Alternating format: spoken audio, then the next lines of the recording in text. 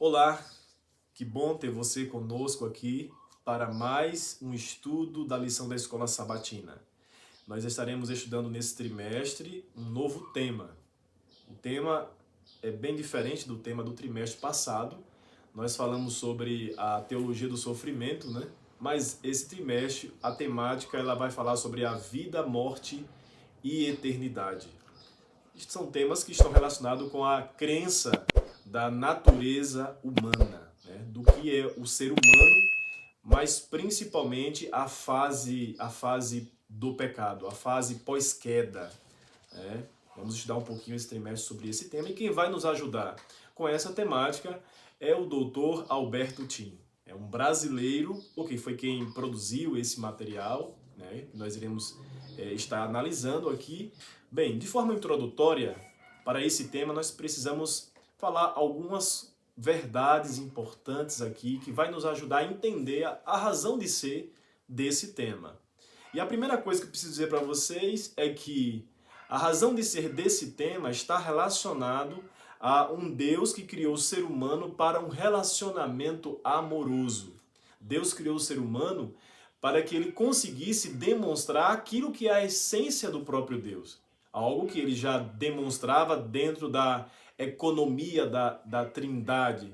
Ou seja, já é possível, já é visível, já era visível pelos seres criados antes de criar o ser humano aqui no planeta Terra, de que Deus era amor, porque ele não vive para si só. É uma conexão de três pessoas coeternas da Trindade, Deus Pai, Deus Filho, Deus Espírito Santo. E nesse aspecto ele já demonstra o seu amor dentro da economia da divindade. E quando a gente pensa nos anjos que foram criados, nos seres criados, a gente começa a entender que esse amor ele se amplia. E quando o assunto é o ser humano, aí nós também percebemos esse relacionamento amoroso que Deus tem para com o ser humano. Porém, a gente sabe que houve um problema muito sério depois que o ser humano transgrediu a única ordenança dada por Deus, e com isso, esse relacionamento ele foi distorcido, de maneira que, de forma assim, digamos que misteriosa, o pecado surgiu, estragando esse relacionamento amoroso que Deus tinha para com o homem. A morte ela tragou a raça humana e toda a vida. E nós vemos a morte muito expressa em nossa natureza, na queda das flores, das folhas, melhor dizendo. Quando uma rosa ela desabrocha, a gente percebe que a natureza ela está de forma ambígua refletindo um pouco esse bem e também esse mal. Ao passo em que uma flor ela consegue exalar o seu perfume, mas também ela produz espinhos. Assim também o ser humano, ele consegue ser amoroso em algum momento, cuidadoso, altruísta, mas em outro momento ele se torna um violento e se torna um agressor. Então nós percebemos que a nódula do mal permeia a criação. E nesse sentido é impossível viver ao verdadeiro amor que Deus separou. Porém, nós temos que também deixar muito claro para você, meu querido amigo aqui deste canal, que as coisas não vão terminar dessa maneira, com o mal reinando de forma avassaladora. Nós podemos dizer que a principal mensagem que nós temos para você, que vai estudar esse trimestre, esse tema tão especial, é que nós temos uma esperança viva. A nossa principal esperança reside na palavra de Deus, especialmente em Apocalipse 21, dos versículos 1 ao 5, que diz: "E vi um novo céu e uma nova terra, e o primeiro céu e a primeira terra passaram, e o mar já não existe. Vi também a cidade santa, a nova Jerusalém, que descia do céu da parte de Deus, ataviada, adornada como noiva para o seu esposo. E ouvi uma voz do céu que dizia: Eis o tabernáculo de Deus com os homens. Deus habitará com eles, eles serão povos de Deus, e Deus mesmo estará com eles. E lhes enxugará dos olhos toda lágrima, e a morte já não existirá. Já não haverá luto, nem pranto e nem dor, porque todas essas coisas são passadas." E aquele que estava sentado no trono disse: Eis que faço nova todas as coisas. E acrescentou: escreve essas palavras porque elas são fiéis e verdadeiras. Assim sendo, meu querido amigo, percebemos que a nossa esperança reside em uma esperança viva, em uma profecia que tem dia e hora marcada para acontecer no relógio de Deus. Nós vamos então avançar aqui na lição de sábado. De alguma maneira você já fez a seguinte pergunta: como o mal surgiu em um mundo perfeito? Principalmente quando você pensa no ser criado Lúcifer, anjo de luz. E quando você pensa nesse ser, será que também não vem a pergunta como um ser perfeito, criado por um Deus perfeito, habitando em um ambiente perfeito, rodeado de seres perfeitos, origina-se o mal no seu coração? Você já fez essa pergunta? Se você já se perguntou sobre isso, eu quero que você acompanhe comigo agora o estudo da lição de hoje. Então, vamos juntos para o tema dessa semana, né? Nossa primeira lição. O tema é rebelião em um universo perfeito. Esse é o tema que vamos estudar durante toda essa semana. E hoje, sábado, nós vamos aproveitar para ampliar essa visão a partir também dos comentários que o Alberto Tim, que é o autor da lição para esse trimestre, vai nos ajudar. Eu não sei se vocês já ouviram ou já leram em algum lugar a informação de que muitos pensadores eles têm tentado explicar a origem do mal. Alguns até sugerem que ele tenha sido necessário a sua existência, até mesmo para que possa ter um contraste, né? Mal com o bem. Como é que o bem pode ser explicado se não há o mal, né? Alguns até chegam a pensar dessa maneira. Não sei se você já pensou assim. Porém, no dia de hoje eu quero convidá-lo a meditar um pouco comigo no verso para memorizar de Isaías, capítulo 12, 14, versículo 12, que é um texto que nos ajuda muito a entender sobre essa origem do mal. Ou é um texto que, de alguma maneira, já nos traz algum lampejo sobre como que isso aconteceu. E nós podemos, então, já ampliar a nossa visão em relação a esse aspecto. Então, abra a sua Bíblia aí, pegue sua lição, vamos juntos meditar aqui no texto de Isaías, capítulo 14, versículo 12. Aqui eu leio assim: veja como você caiu do céu, ó estrela da manhã, filho da alva. Veja como você foi lançado por terra, você que debilitava as nações.